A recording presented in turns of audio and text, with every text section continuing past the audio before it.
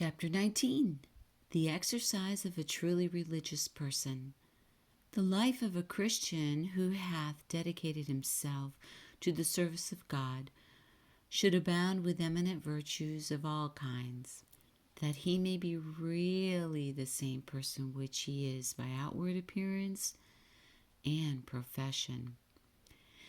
Indeed, he ought not only to be the same, but much more in his inward disposition of soul, because he professes to serve a God who sees the inward parts, a searcher of the hearts and reins, a God and Father of spirits, and therefore, since we are always in his sight, we should be exceeding careful to avoid all impurity, all that may give offense to him, whose eyes cannot behold iniquity.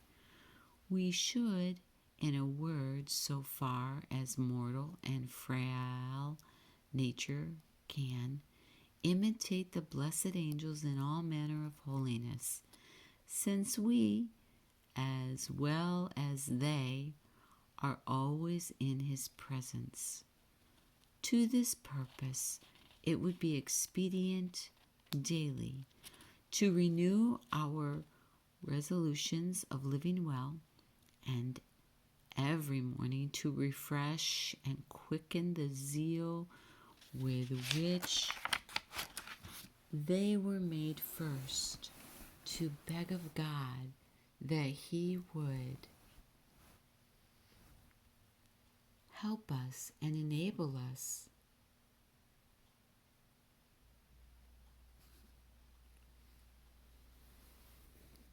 that day to begin well. To begin, I say, for all that we have done hitherto ought in all lowliness of mind to seem as to be acknowledged by us as nothing. Great diligence and watchfulness is necessary in order to discharge faithfully what we have intended and resolved zealously. For if they who are most sincere and vigorous in their purposes are yet too often weary and remiss in their performance, what do we think must needs become of those whose purpose but very seldom or very coldly? It is true indeed, the occasions of our falling off or fainting in our minds are various and many, and seldom do we allow ourselves in any omission of religious duties, without even thus perceiving a very sensible abatement and decay of zeal. The perseverance of good men in the midst of so many difficulties and avocations must be ascribed to God's favor and assistance more than to any care and wisdom of their own. And good men have always this notion of the thing, for they depend upon God for the success of all they do, even of their best and wisest undertakings. A man's heart deviseth his way, but the Lord directeth his steps, says Solomon.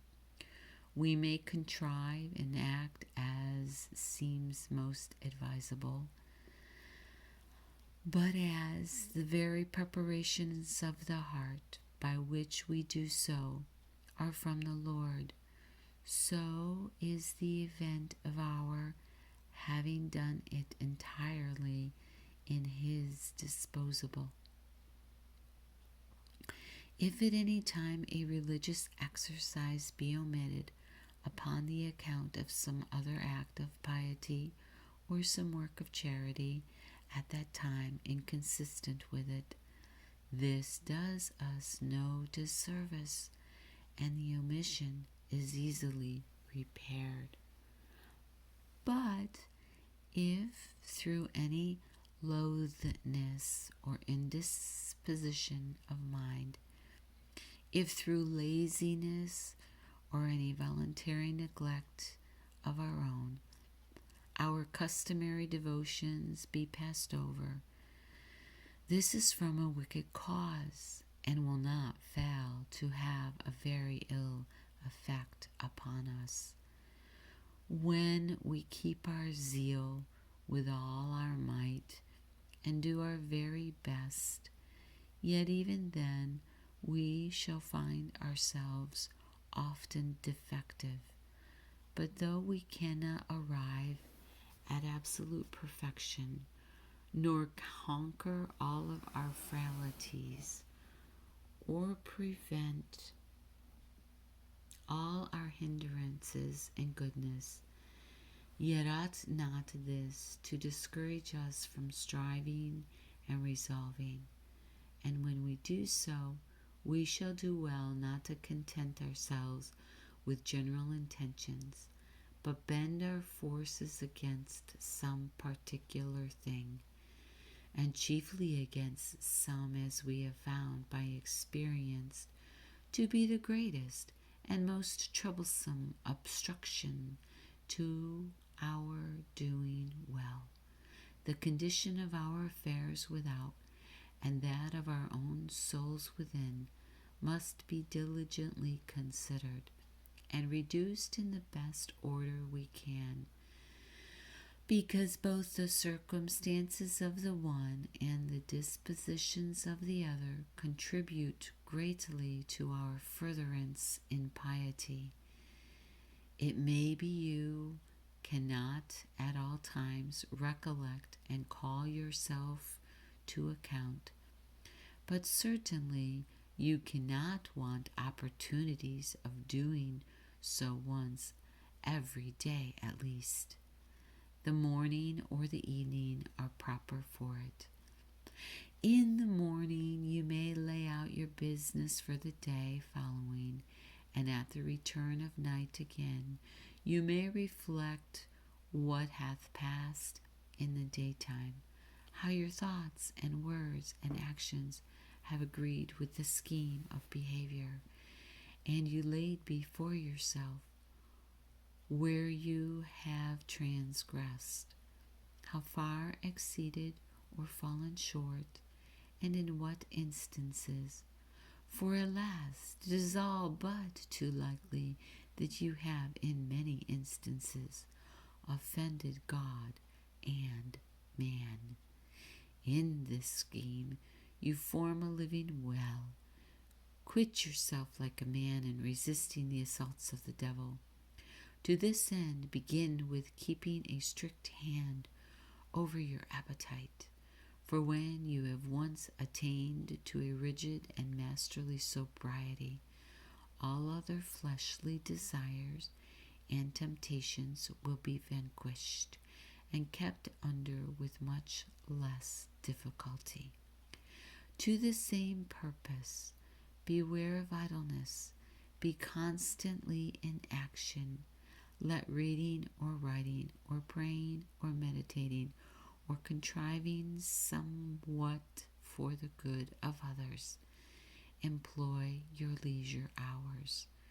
Some bodily exercises are very fit to be used, but these will require prudence in the choice of them, for all are not equally convenient, and therefore the nature and degrees of them must be considered, as well as the temper and constitution of the person consulted, to render them profitable.